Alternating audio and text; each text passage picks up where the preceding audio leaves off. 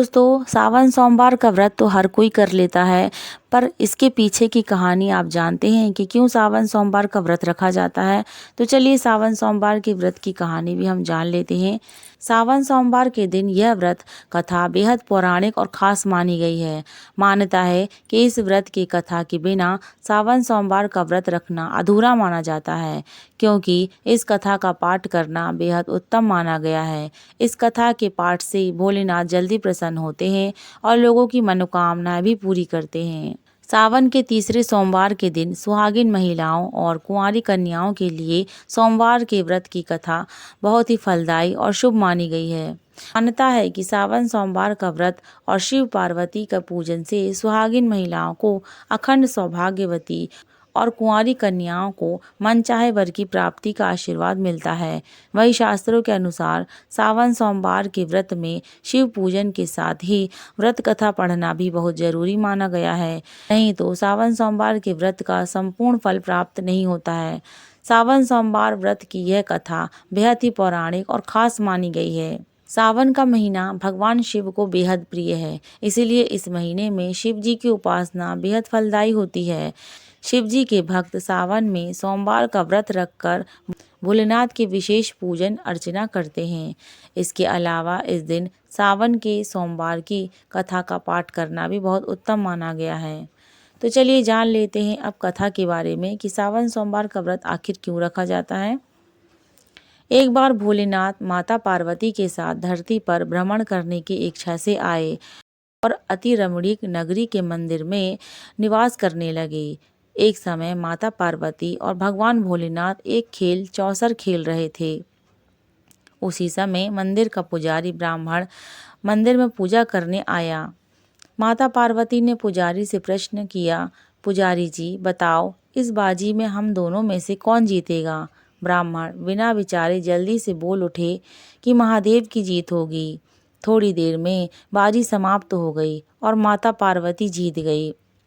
माता पार्वती को बहुत गुस्सा आया और उन्होंने ब्राह्मण को झूठ बोलने के अपराध के कारण ब्राह्मण को कोढ़ी होने का श्राप दे दिया। पुजारी को कष्ट भोगते हुए जब बहुत दिन गुजर गए, तब एक दिन देवलोक की अप्सराएं शिवजी की पूजा करने के लिए उस मंदिर में पधारी। पुजारी के कोढ़ के कष्ट को देखकर उन्हें बड़ी दया आई। उन्होंने उससे रोगी होने का कारण पूछा। तब पुजारी ने निसंकोच सारी बातें अप्सराएं से बोल दी। अप्सराएं बोली, हे पुजारी, अब तुम बहुत दुखी मत होना। सावन सोमवार का व्रत भक्तिभाव से करो। अप्सराओं ने पुजारी को विधि बताते हुए कहा कि सोमवार को भक्तिभाव से व्रत करो, साफ वस्त्र पहनो, संध्या व उपासना के बाद आधा सेर गेहूं का आटा लो और उसके 3 भाग कर लो। घी, गुड़, दीप, नैवेद्य, मूंगफली, बेलपत्र, जनेऊ, जोड़ा, चंदन, अक्षत और पुष्पादि से प्रदोष काल में भगवान शिव की पूजा करो।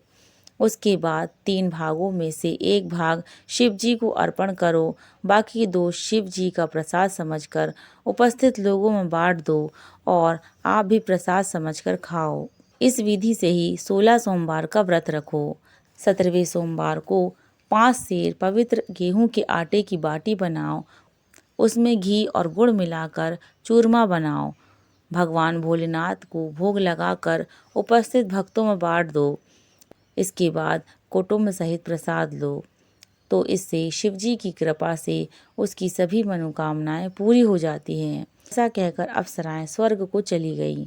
ब्राह्मण ने यथाविधि 16 सोमवार का व्रत किया और भगवान शिव की कृपा से रोग मुक्ति पाकर आनंद से रहने लगा। कुछ दिन बाद शिव जी और पार्वती जी उस मंदिर में फिर से पधारे। तब ब्राह्मण को निरोगी देखकर पार्वती जी ने ब्राह्मण से रोग मुक्त होने का उपाय पूछा। ब्राह्मण ने 16 सोमवार की व्रत की कथा सुनाई। पार्वती जी बहुत प्रसन्न हुई।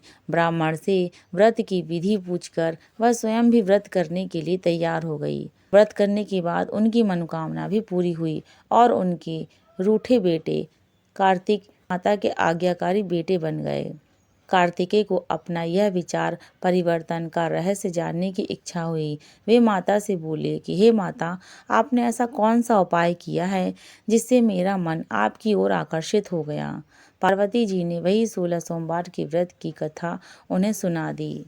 तो दोस्तों, यह थी भगवान शिव जी की सावन सोमवार के व्रत के पीछे की कहानी। अगर कहानी अच्छी लगी हो दोस्तों, कथा अच्छी लगी हो आप लोगों को, तो वीडियो को लाइक शेयर कर दीजिएगा। मिलते हैं नेक्स्ट वीडियो में। आप सभी को सावन सोमवार की हार्दिक शुभ